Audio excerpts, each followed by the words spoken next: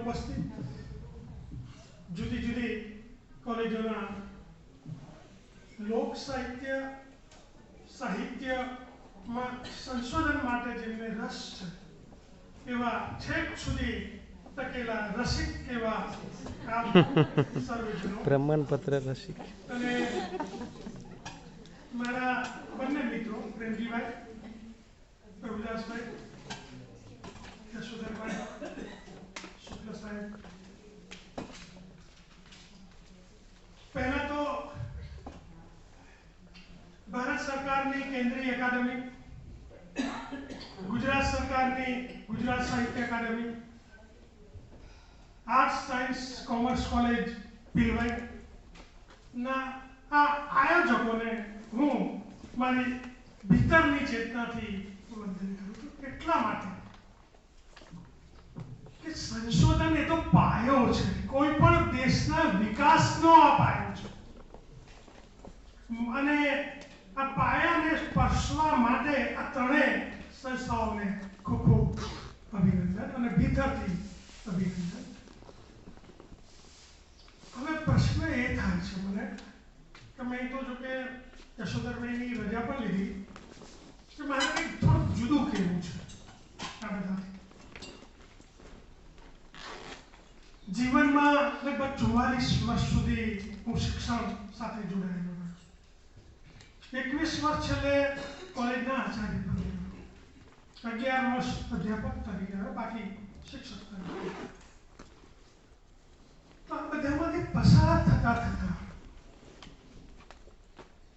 મેં જે જોયું, જાણ્યું, સમજ્યું અને આ છેલ્લી બેઠકના અધ્યક્ષીય વક્તવ્યમાં મારે એ કહેવું છે, મારે આખા જીવનમાં મને જે કંઈ સમજાયું સંશોધન વિશેનું તે કહેવું છે.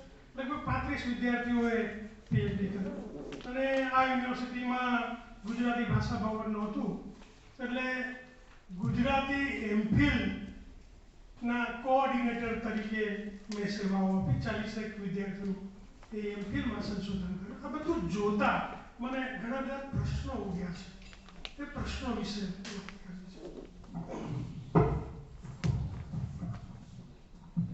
જુઓ, જીવનના રહસ્યોને તો કોણ પામી શકે છે?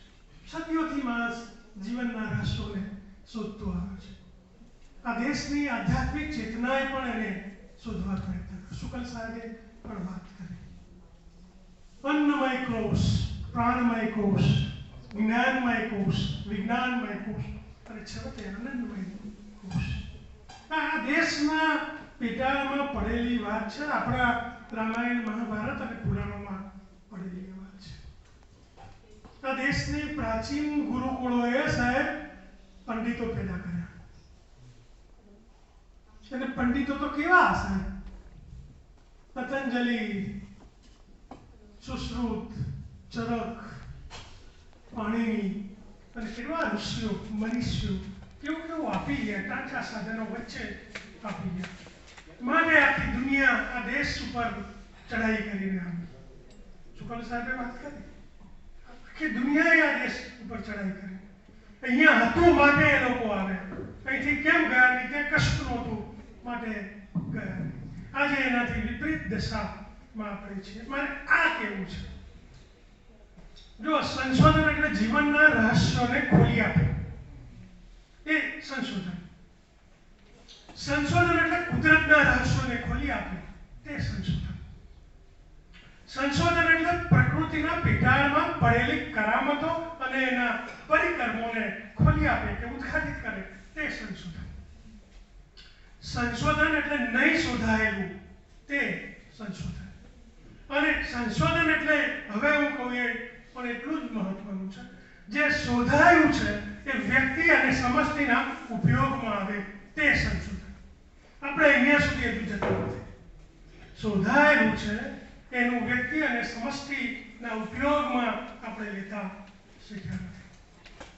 આ દેશમાં અત્યારે જે સંશોધનો થાય છે માત્ર યુનિવર્સિટીઓ કરે છે અને ક્યાંક ક્યાંક કેટલીક ઇન્ડસ્ટ્રીઓ કરે છે. અને ઇન્ડસ્ટ્રીઓ એના ધંધાને અનુરૂપ સંશોધન કરાવે છે. આ વાત પણ આપણે એટલી જ સ્વીકારવી જોઈએ.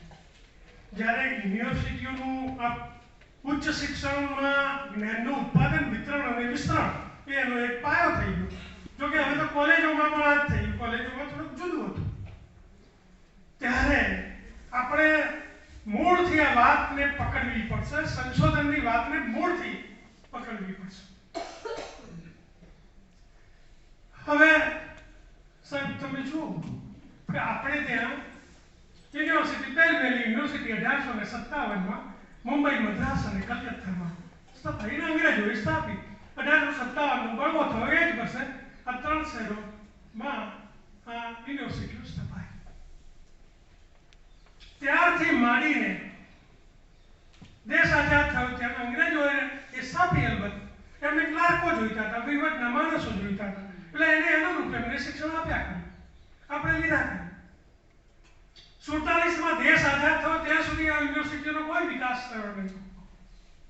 1947 પછી આજે આઝાદીના અમૃતકાળ સુધી આપણે આવ્યા છીએ ત્યારે આ યુનિવર્સિટીઓમાં 1000 ખાનગી યુનિવર્સિટીઓ આવી ગઈ છે.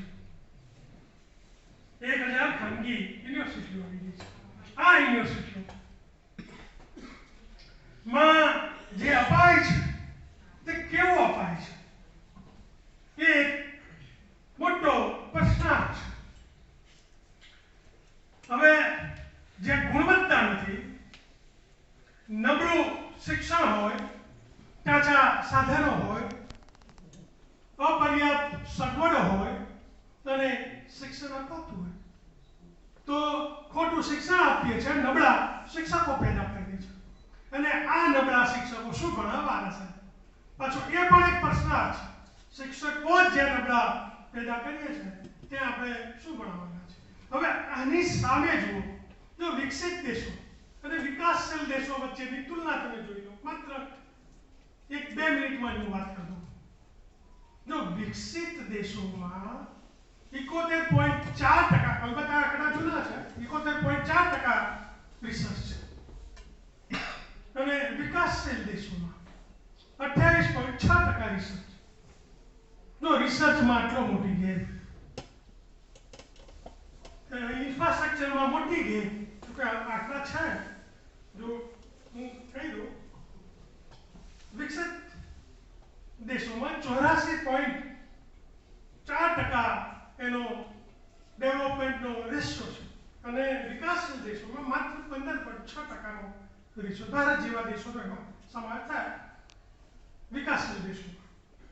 અને વસ્તી પેલાની કેટલી છે? માત્ર 22.3%. અને વિકાસશીલ દેશોની 77.7% વસ્તી. તો વસ્તી વધારે છે. શું આપણા ભાગ આપવાનો છે? જે કંઈ ઇન્ફ્રાસ્ટ્રક્ચર છે એમાંથી આપણા ઉપયોગમાં કેટલું આવવાનું? રિસર્ચ તો થતું નથી બીજા દેશોની તુલનામાં. અને એમનું ઘરેલું સકલ ઘરેલું ઉત્પાદન જો વિકાસશીલ દેશોનું તો 71.1% છે અને વિકસિત દેશોનું 71.1% છે અને વિકાસશીલ દેશોનું 38.9% છે. આ પરિસ્થિતિ છે. હવે અને એમાંના એક દેશનું આપણે ઉદાહરણ લઈએ, માત્ર એક દેશનું, અમેરિકા. અમેરિકા દેશ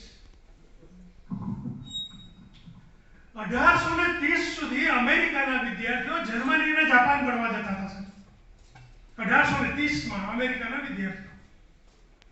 અને 1860માં અમેરિકાની ક્રાંતિ થઈ, અમેરિકા સ્વતંત્ર દેશ બન્યો. અને એના 30 વર્ષ પછી 1890માં પેનવેલ યુનિવર્સિટી, શિકાગો યુનિવર્સિટી સ્થપાઈ છે. હવે એ યુનિવર્સિટી સ્થપાઈ, એના પાયામાં એ લોકોએ જે રેડ્યું એ બહુ મહત્વનું છે. 1890માં સ્થપાયેલી યુનિવર્સિટી. એના પહેલા તો આપણે જાગી ગયા હતા. 1857માં યુનિવર્સિટી હતી આપણા દેશમાં, પણ આપણે ના પહોંચી શક્યા.